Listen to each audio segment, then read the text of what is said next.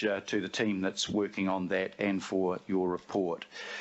We come now to item number 10, which is one of the big items that we have today. We have workshopped it, but obviously there may still be standing questions and comments that people want to make. But just before I go on to that, just to let you know that unfortunately we're having technological problems with not being webcast at the moment. We are recording the session on Skype. So that recording will be publicly available, and our people are trying to get it back online as soon as they can. I'm not sure what the nature of the problem is, but I know that they are working on it. So item number 10, just to get the resolution up, and it is a set of comprehensive recommendations that have been made on this issue. I'll move, and I'll ask the chair of the CCO Oversight Committee, Bill Cashmore, to second. Yeah, I'll second that, please. And just let you know that there have been some small amendments made, so in particular in regard to J and K, which is to these are agreeing in principle to the recommendations, because there may be aspects of the recommendations that are still subject to discussion, debate and change. And Councillor Pippa Coombe has put forward, and I've accepted as chair, recommendation P. I think that's on the screen now, which basically says... No, sir, Mr. Chair, it's not, so we can't actually see it. It's really important that we can see what we're voting on. Okay, well, sorry, it's on my screen. I'm sorry that it's not on your screen yet. It's just showing where we'd normally see you. It's not on the big screen. Okay, I'll read out the recommendation now, and before we put it to the vote, because it's the only significant change to the recommendations, and it says, note, different approaches, further development and improved detail elaboration, taking into account local board feedback, may be applied to the implementation of the recommendations listed in tables 1, 2 and 3 of the agenda report. So while we're approving, progressing these recommendations, some of these recommendations, particularly those in 2 and 3, which do require extra work, may ultimately come back to us in an amended form in terms of how they can and will be implemented. So that will be something that we can come back and discuss, and then I'll read that out again if it's not on your screen. But I'm asking Sandra to email that to you now so that you can see it in front of you.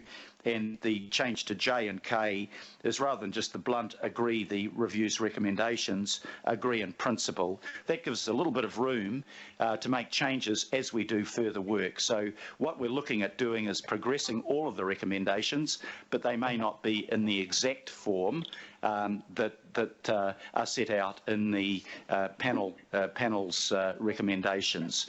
As we do the extra work, as we do the analysis, there may be variations, and that will be further discussed both with us and with the local boards. So I'll just double check. I've got Claire Gomez and Alistair Cameron online, and if I can ask Claire or Alistair or both of you to introduce item number 10, please. Tēnā koutou katoa, it's Claire here. Can I just check that you can all hear me? We can hear you fine, thank you. Yep. Okay, so the purpose of this report is to receive the independent panel's report on the CCO review and to thank them and those who've inputted into the review for their considerable contributions. It also seeks agreement to progress the panel's recommendations and the process for undertaking this. There have been 2 workshops with the councillors and local board chairs where the review's findings have been discussed with the panel members. Local boards have considered the panel's recommendations, and a compilation of their resolutions has been circulated to the governing body and is on Nexus, and I will speak to that shortly. The independent panel review provides a clear set of 64 recommendations, and the panel, both in their report and when they presented to council, did urge the council to consider them as a package, and that they did also stress that they should not be read in isolation from the improvements in the report, or indeed the report as a whole. I do know that when they wrote the recommendations, they did write them in the language that would be accessible and easy to understand by all, and not in council policy speak, as they would call it.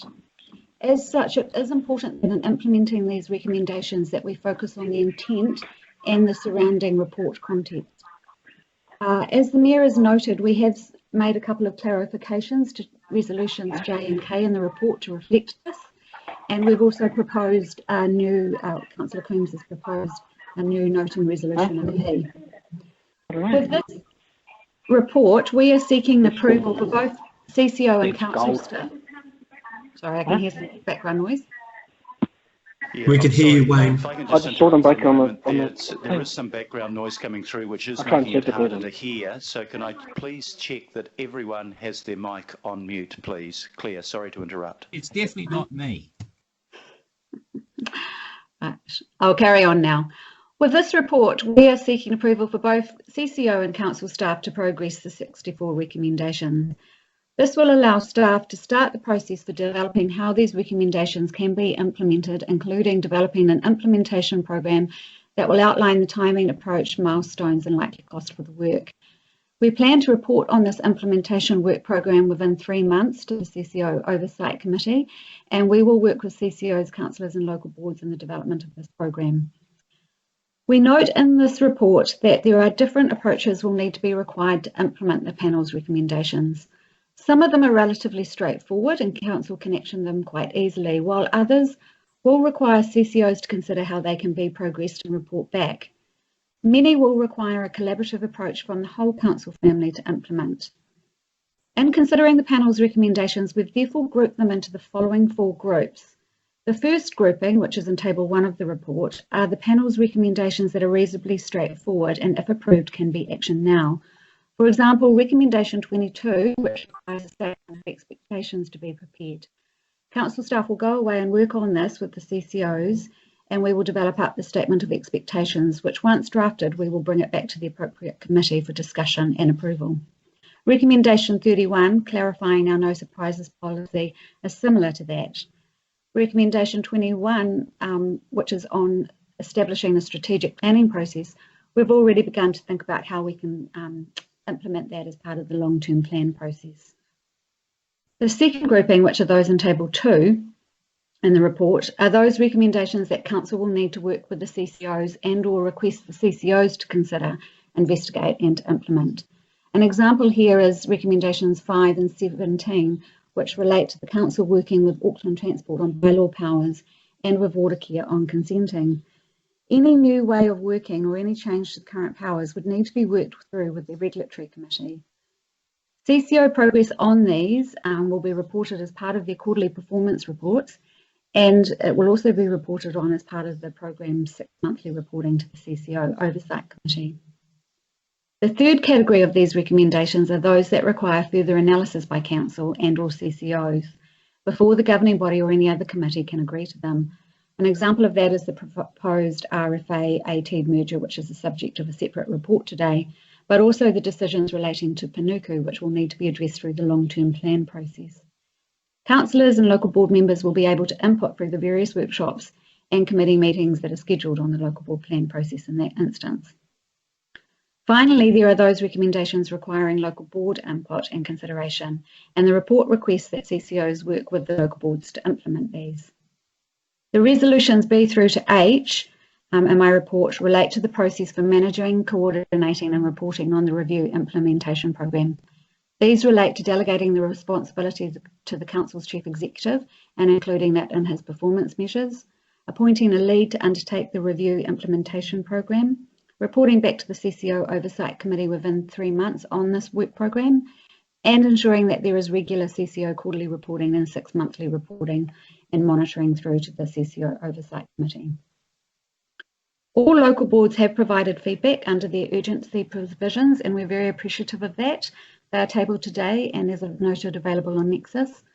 They are in the main supportive of the many of the review's findings and recommendations, and there's broad general support for them.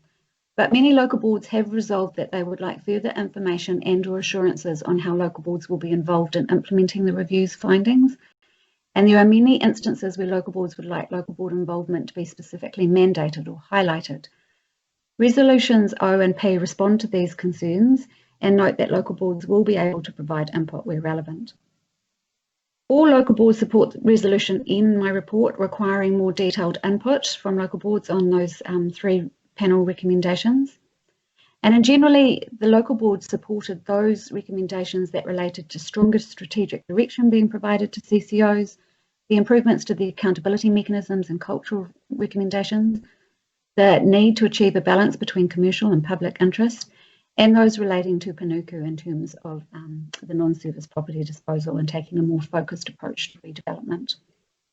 Where the recommendations were supported in part by local boards, as I've noted earlier, this is where the local boards were often seeking further input or involvement. Of note, and I think an area that will need further discussion, is the role of local economic development and where this should sit. And many local boards noted the importance of this, especially in a COVID environment. Many local boards also felt that changes to the legislation regarding Auckland Transport and the Regional Land Transport Plan should be advocated for.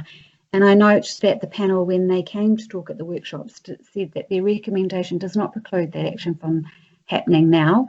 They just noted that they were taking very pragmatic approaches in their recommendations and realised that any legislation would be a long way off. I think that summarises what's in the report and the proposed approach to progressing the review's findings. I'm very happy to answer any questions. Thank you.